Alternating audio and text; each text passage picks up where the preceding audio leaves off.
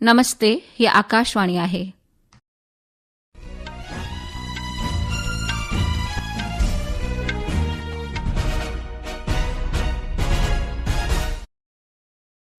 हाणे ताईं ममता खूबचंदानीअ खां देश ऐं विदेश जा समाचार ॿुधंदा. सभिनी खां पहिरियों मुख्य समाचार. गृह मंत्री अमित शाह अॼु नई दिल्लीअ में साइबर धोखाधड़ीअ खे मुंहुं ॾियण लाइ मुंतज़िम 2 ॾींहनि वारे राष्ट्रीय सम्मेलन खे ख़िताब कयो.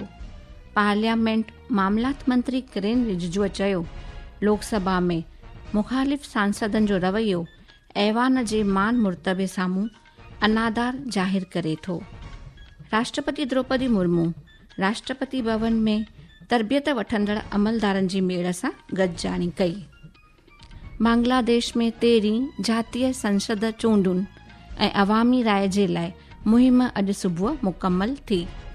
मर्कज़ी ज़रई मंत्री शिवराज सिंह चौहान चयो आहे त भारत अमेरिका व्यापार समझौतो राष्ट्र जी भलाईअ लाइ बहितरीन समझौतो आहे ऐं ICC पुरुषनि जे T20 वर्ल्ड कप में अॼु शाम जो कोलंबो जे सिंहली स्पोर्ट्स क्लब में पाकिस्तान जो सामनो अमेरिका सां थींदो. हाणे समाचार तफ़सीलवार ॿुधंदा.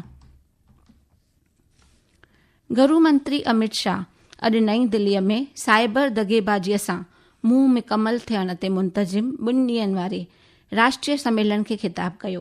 गृह मंत्री अमित शाह चयो त साइबर गुनाह दुनिया में सभ खां वॾो ख़तरो आहे ऐं सरकार इन ख़तरे खे रोकण जी मुमकिन कोशिशूं करे रही आहे. श्री शाह मर्कज़ी जांच ब्यूरो जी नई साइबर अपराध शाखा जो महूरत पिणु कयो. गॾोगॾु ई गरू वज़रात जे तहत भारतीय साइबर गुनाह गॾिजाणी मर्कज़ जे राज्य डेस्पोर्ट जी पिणु शुभ शुरूआत कई. श्री शाह देशवासियुनि जे विच में साइबर सलामतीअ बाबति वधीक सुॼागी फैलाइण जी ज़रूरत ते बल ॾिनो.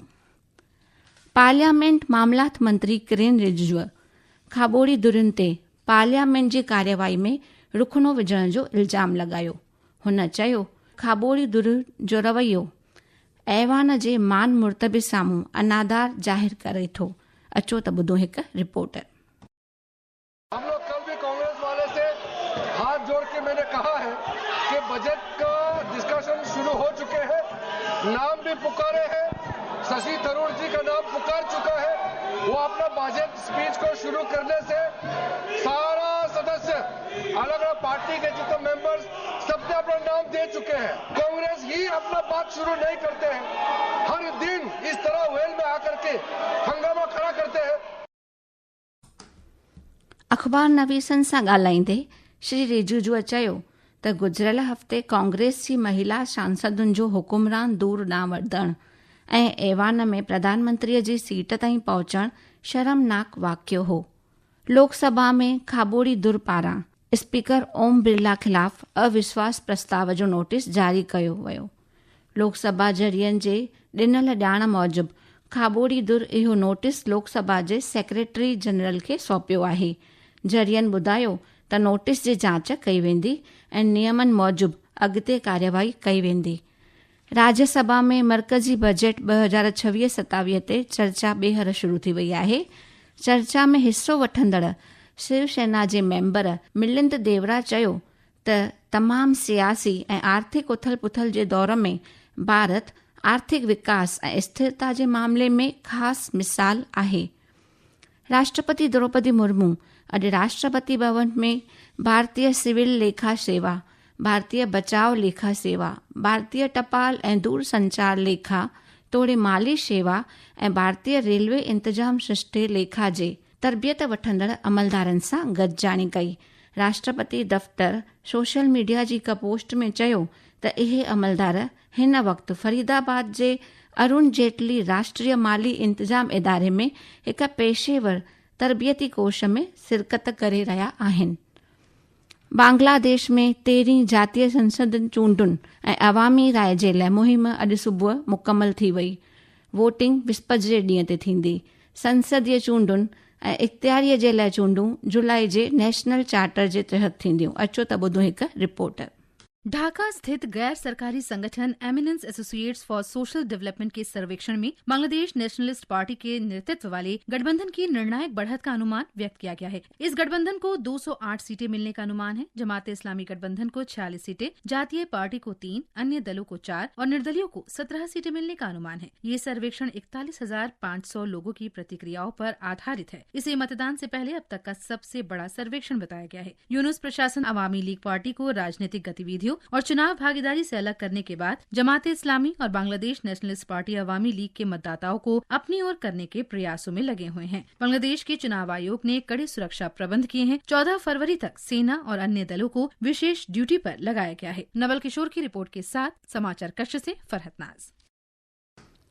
चूंड कमीशन असम, केरल, तमिलनाडु ऐं ओलह बंगाल तोड़े मरकजी ज़हर साए प्रदेश पुडुचेरी में ईंदड़ विधानसभा चूंडुनि सां लाॻापियल अमलदारनि जे तबादले सां तालुक़ रखंदड़ हिदायतूं जारी कयूं आहिनि। इन्हनि में राज्यनि जी विधानसभाउनि जो कम जो अरिसो हिन साल मई ऐं जून जे विच में मुकमल थियण वारो आहे। इन लाइ कमीशन तयारी इंतजामी क़दम खयां विया आहिनि। ही समाचार तव्हां आकाशवाणी तां ॿुधी रहिया आहियो। वधीक समाचारनि जी तफ़सील जे लाइ तव्हां असांजी वेबसाइट news.air.gov.in खे फॉलो करे सघो था। ही ख़बरूं तव्हां असांजी YouTube channel air news Gujarat ते बि ॾिसी ऐं ॿुधी सघो था।